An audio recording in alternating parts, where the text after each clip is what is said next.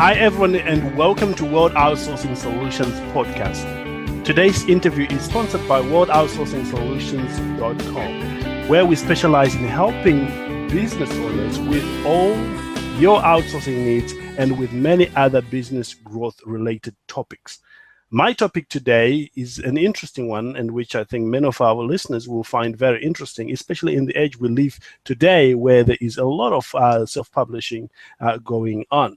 So the title of our interview today is "How to Get Started with Publishing Business," an interview with Vid Lamonte Bugs Jr. My name is Yokai Kajidori, and today I have the special guest, Vid. Welcome to the call, Vid. Hi, thank you for having me. Awesome.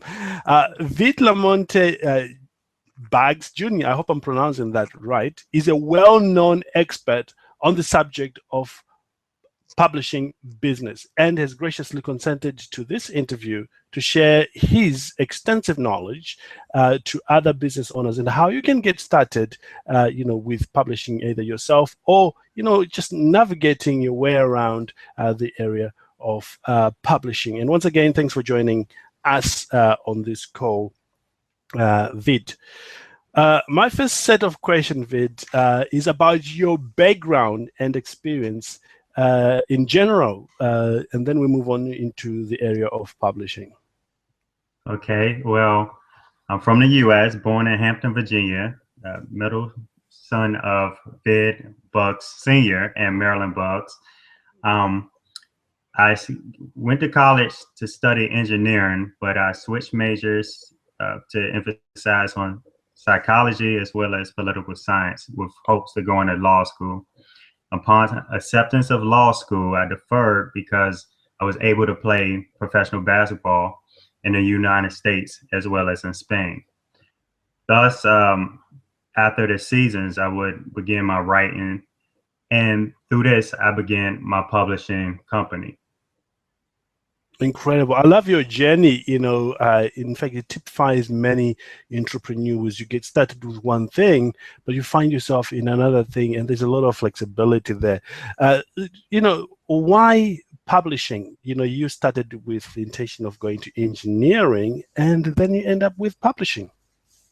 Well, publishing, I started writing as an outlet as I was playing basketball, and my writings would help others. So they asked me to write a book. Well, when in writing a book, I had other publishers interested. However, when you sign a manuscript to traditional publishers, the big ones, they take control of your work. And I didn't want that, just because of your passion is in that work. So just a simple word could change the feel of the whole book. So that's why I just started to develop my own publishing. Absolutely. One thing I like about what you just shared there is you saw the need. In fact, if you go through someone else, you're losing control of your book, and then you decide to create a company or a business out of that, which is typical. At what point did you decide, Vid, to go into publishing? When I was about to sign my first manuscript, my first manuscript contract, and I looked at the terms and everything. So right then and there, I said, hey, I could help so many others by starting my own and giving them, allowing them to continue to have their control as they publish through us. Incredible. And after that, how long did it take you to actually then go on to establishing your company after that initial realization that's what you wanted to do? It took me between 5 to 6 years, but that was because I was juggling, still playing basketball also. Yes, and you played on a highest level. What have been your achievement in basketball? I'm very interested to know about that.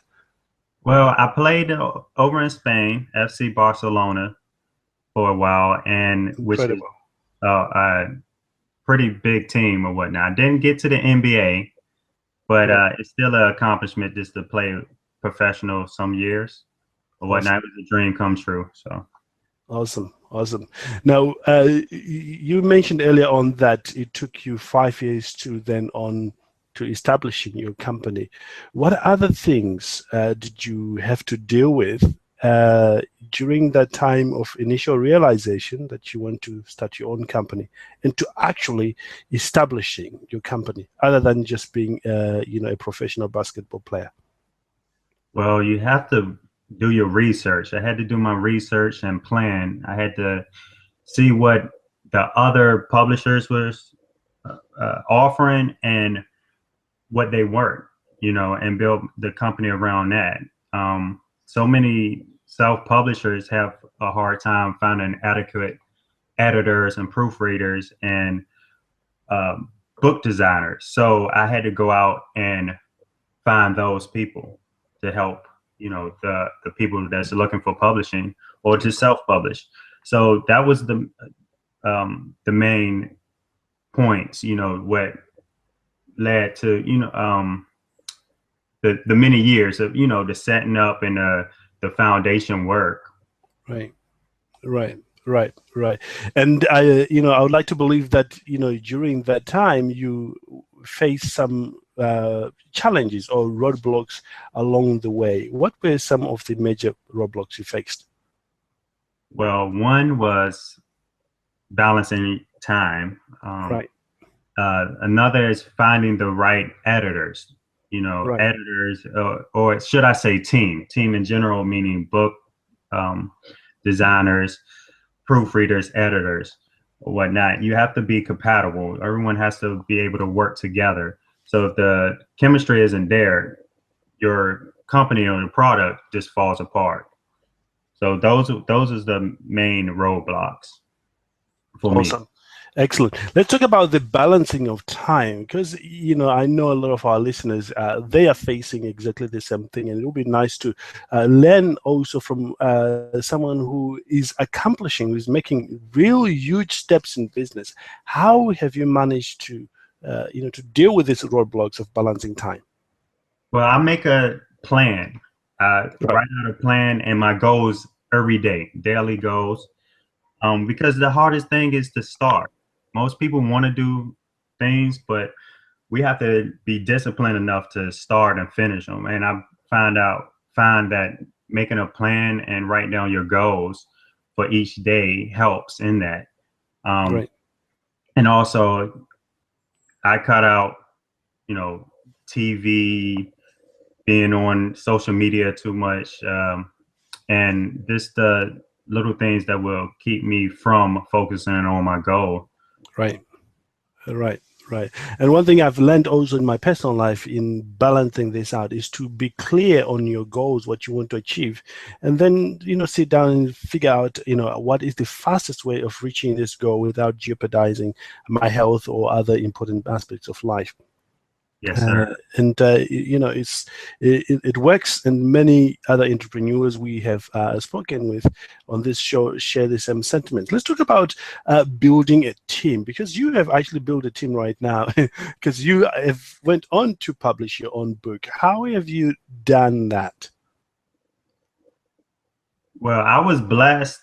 My first editor, um, Marcy Wise, she was referred to me through a parent of a player that I coached as in the YMCA here, Right, just a volunteer coach. And so she helped me out a lot, Miss Marcy Wise. And through her, we have a chemistry that, we just hit it off, like it was like we knew each other for 20 years almost. And through right, that and through her experience, I was able to reach out to other editors that she knew and proofreaders and so forth. And we all just hit it off, call each other for advice or, not scared to hold our tongues, you know, right. to get things done. And that's what you need in this kind of business or whatnot. You're not always going to agree with each other, Yeah. but it's the respect and it's the chemistry that Yeah. goes a long way. Yeah, the beautiful thing about what you just say there, Vid, really I totally agree with, is the power of referral. That you sort of connected with somebody who knows you and also knows the other person, and I find that to be true in business. That referral is one way to even grow your business, but also to get started in business in whatever you're doing. Let's jump over to the issue of mentorship, because I know it links very well with what we're talking about here. Did you have mentors right earlier on when you were getting started? Yes, Marcy Wise was one. Is one. Right. Had other mentors in business, just in general, just not in the publishing sector, but this in business in general, that helped me start a strong foundation. I read biographies all the time, and I read other books, business books all the time, which I could use those as sources also. And so those writers are mentors to me also. Right. Right, excellent. One of the things I did, I'm going to share this with you, is listen to audios like this. Hearing the journey of other people was one of those things that inspired me to, to keep going. In those early days, because I could see myself in them, in the mistakes that they were committing and the success they were having. With that being said, are there any mistakes that you think were mistakes, but now that you've gone past, that you may have come across when you were getting started, and how can our listeners avoid those? My first mistake, my major one, was trying to do it all by myself. Right. And you just can't do it all by yourself. It's very, very, very time wasting if you try that, and you learn a lot through that. But you want to delegate things to other people that that are experts in that area or whatnot. It doesn't mean that you're weak or anything. It just means that you're a stronger person for knowing what you can and cannot handle. So that was my worst mistake, was early on trying to do it all by myself. Right, and of course, you dealt with it with getting a team around you, like Masai, as you were mentioning there. Yes. Awesome. Awesome. That's wonderful. And I think, with our listeners here, it's very important to realize that you can go further with a little help from a lot of people than doing it all by yourself. If you were to do it all over again, Vid, in terms of finding the team, what would you do today? I don't think I would do it all over again. Okay. And reason being is because I've learned through that. But for the listeners out there, I probably would, the lesson I learned was this: strategize a little better. That's what I would do.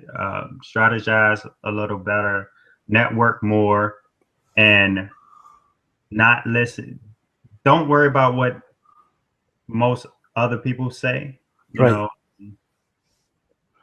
Right. So that held me back, trying to please everyone else.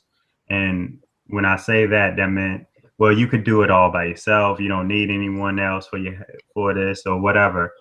And again, that was my major mistake. But I learned from that, and I got the adequate help that I needed and built a team. So just network and strategize. Yes. Yes. Let's talk about, building the team in that sense. Like now, what would you advise other entrepreneurs who are looking to build teams? How can they go about doing that? Well, I would suggest that when you're looking for people, find people that you one have a chemistry with. Right. And that doesn't mean that you all are going to agree on everything. No. You have a genuine chemistry. Look for what their strengths are, and that way you could complement each other. Your strengths will even out their weakness, and their strengths will even out your weakness, and whatnot. And just be honest and candid. That's what my team and I strive for every day. And you all have to motivate each other. Right. That's the biggest thing for me, motivation and just being honest. And sometimes what they say you might not like, but just know it comes from a good place. And all of you all have to have that vision of making this business better each and every day. Right. Right. Excellent. This is so helpful. Let me ask a question, which has nothing to do with publishing, but about you, Vid. You've had quite a journey from being a basketball player to owning a business. This is where we really want to know, how did you do that? What had to change in you in order to have that transition from being a basketball player, who is waiting to be paid, by someone else, to a place where you are the boss, the final go-to person that, the buck stops by you. What had to happen? What actually happened? What were the key areas that changed in you? I just wanted to help others. I actually believe basketball helped me in that, being that my position was a point guard. Right. Whereas as a point guard, I have to set up my other players to score, or, so we could have success in general. So in my heart, it's always been to help others.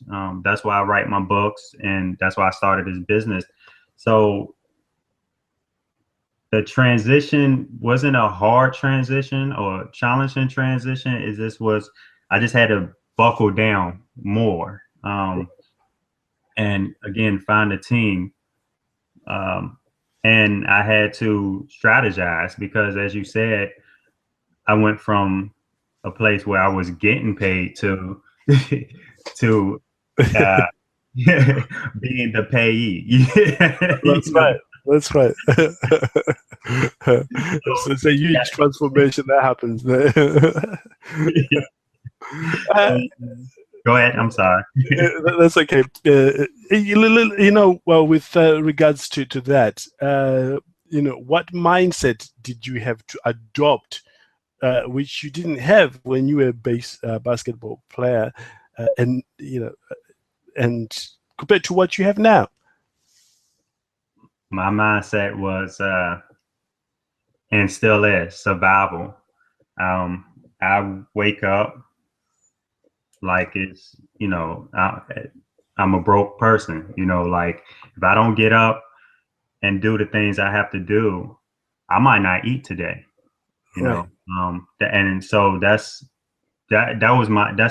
my mindset every day, stagnation. Anytime you become stagnant, you're not growing, and the opposite of growth is death. That's so right. That was I have to depend on myself, and my team has to depend on me. So that was the change. Absolutely. That's a learning point there for our listeners today, that, if when you become a business owner, it depends on you. You have to go out there and thrive. You move, like just Vid is talking about, that you have to survive, and then to survive, you've got to thrive, figure out ways of making it work. It is up to you. It's not going to be up to the government or, or anyone else, but it all comes down to you as the business owner. Let's dive into the publishing world, which is your main area of specialty. How is the world of publishing different now than when you got started? You see more and more self-publishing these days, which I believe is great. also you see more and more medium-sized publishing and small-sized publishing companies. Whereas when I began, it was 10 publishing companies that owned the big pie of publishing Right. and whatnot. Right. And, the question which a lot of our listeners tend to ask me when I ask this question is, okay, Vid, if you had to start all over again with the publishing business in today's world, with the tools that we have today, the time constraints, and many other factors, what would you do differently? I would have, got started earlier. I would have, with all the tools, I would use social media more. That's a great point for marketing and finding information. Right. Yeah, so that's what I would have did differently. I would have used social media more. Awesome. And what would you do less of, which other business owners may be doing more, which you think might not be a great way of using their time? Less of, I would say, I would do less worrying about how many followers I have Right. on Twitter and Instagram. and I say that because the right people are going to find you no matter what. Some of the followers are, as we know, are spam bots or whatever you call them or whatnot. So as long as you putting out a good message, good fillers or whatnot, you're going to direct traffic. Right. But just don't put content out there to get it followers, to gain followers, because your target audience and your genuine clients and followers are going to see and notice if you're genuine or not, and so you just want to, as we say in the States, keep it real. Absolutely. Yeah, keep it real. Absolutely, keep it real. Provide real valuable content, the one that genuinely helps people. Like we were, talking earlier on before the broadcast, how important it is to be authentic. Because people really are able to see through the BS and get straight to the point. And that's what you do on the social media. Where should business owners focus their efforts if they want to succeed in the both in short term and long term when it comes to self-publishing? I say planning and research. Right. The field is always changing. Just a few years ago, ebooks wasn't even thought of. Now ebooks comprise so much of the reader's attention now. So the ebooks are on a rise, and so you have to adapt. So this planning and researching the trends will help you maintain your short-term and long-term goals. Awesome. And are there any tools that you think could be helpful for people who are getting started or who wants to learn more about the subject we're talking about today? I use it's an app, but it's also a magazine. It's called Entrepreneur. It's a great magazine and app, and actually that was one of the sources I used and still use in my publishing journey. You have the Independent Book Publishing Association, IBA, that I use. Small Business Association is another one. For publishing Weekly. Amazon has the Amazon CreateSpace newsletter that comes out monthly, as well as Goodreads. So those are just different tools that I use. As far as they have apps as well as newsletters or whatnot. And I would say also Twitter. I network and research my competition a lot through Twitter, seeing what they are doing, and Right. you know, and adjust from there. So that's what I use, and that's what I would advise, you know. But Awesome. yeah. Awesome. And you know, somebody may be thinking, is it harder now or easier for anyone to get started with publishing? I believe it's easier. Right. The reason why is because more and more people are wants to put out a book, or some kind of publication. Sorry, I'm muffled that, but That's okay. and again, 10 years ago, you had 10 companies, 10 big publishers that control the big piece of the pie. Now it's easier to build your own publishing company and cater to the needs of the people. You know, you just have to find your target audience, and then you get your clients from there. So I believe it's easier. Incredible. Are there any final thoughts, you know, to motivate or help the business owners that are looking to get started in the subject we are talking about right now?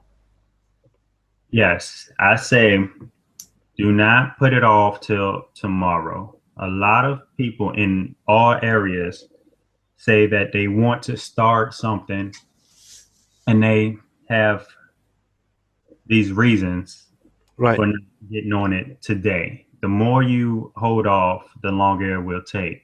So just do it today. Is make your plan and set your goals and just mark them down, mark them off, one step of the way. Do not look at the mountain, you know, the big mountain or whatnot. Just look at the steps along the journey or whatnot, Awesome. and that'll help you. That'll help you succeed a lot. Awesome. What I really like about, you know, what you've just shared with us right there is this is one of the hallmark of successful business people. They see opportunities, they act fast, or they know something needs to be done, they move in fast. They don't allow procrastination to set in or to, you know, for them to take a back seat. They keep on moving forward. I think it was L. Nightingale who put it this way. He said, the people that get ahead in life are the people that look for the circumstances they want, and if they can't find them, they make it happen. You know, Yeah. you know, that has stayed with me, and you know, that's exactly what you're talking about. There's one thing that you shared with me earlier on off air about the successes you've had as a direct result of the publishing business. Would you share with our audience what publishing your own book has done for you and the doors it has opened for you?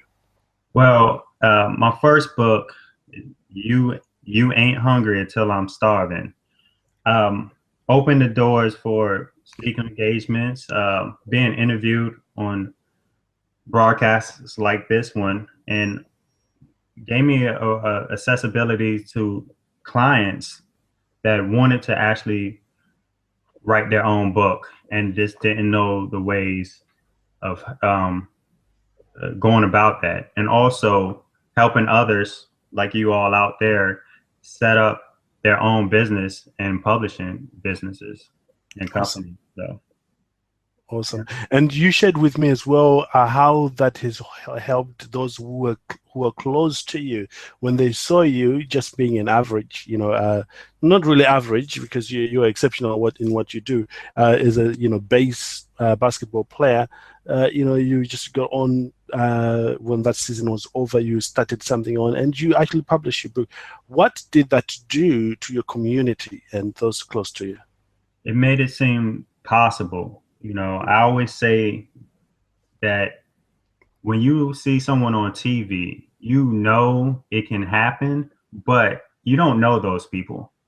So to have someone that you actually know, that you actually can touch and see almost every day, it makes it more possible to you. And so the people around me, use that as motivation to start their own journeys in success. And, so that's one thing the book has done for me.